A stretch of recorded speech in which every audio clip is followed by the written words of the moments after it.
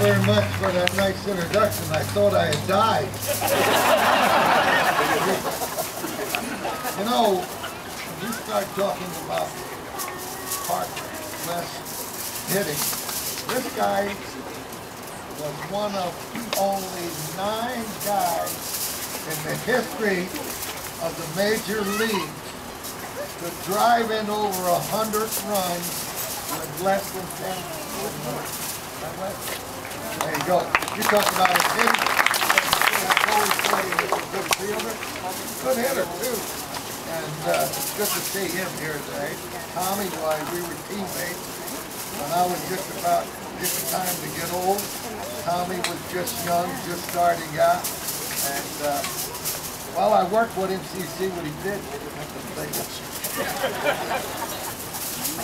But you know, I attend a lot of dinners, and I hate to be the guy that's the last speaker, because what happened to me one time, many years ago, I was in spring training and I was called and said I had to go to Washington real fast. So I jumped in the plane to go to Washington, and they were having a tribute to Ronald Reagan. They knew I knew him and his family, so they wanted me there. Well, there were 3,000 people in attendance.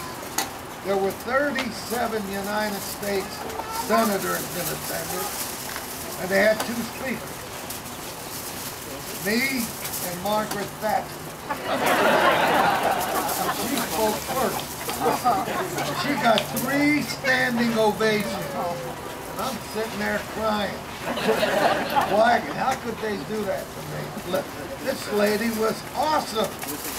When I got up, I said, you know, when I found out that I was to speak to such an illustrious group of people, I said to myself, Tommy, you better sit down and write the best speech you've ever written in your life. And I did. And at 3 o'clock in the morning, I said, this speech will definitely make an impact on those people. And when I got to Washington, I lost my speech, and Margaret Thatcher found it. That saved my life.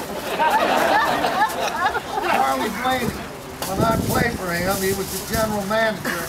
He called me after the game and said, Tommy, I want you to speak at this group breakfast. Well, when I got up in Albuquerque, and I started driving, I said, where is this place? And there was nobody on the street.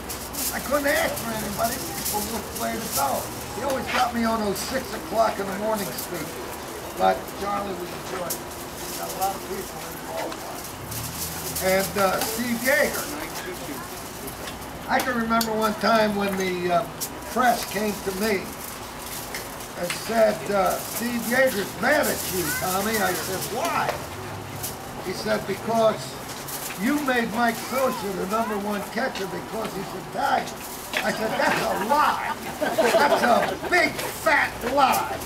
I did not make Mike Socha the #1 catcher because he's Italian. I made him the #1 catcher because I'm Italian.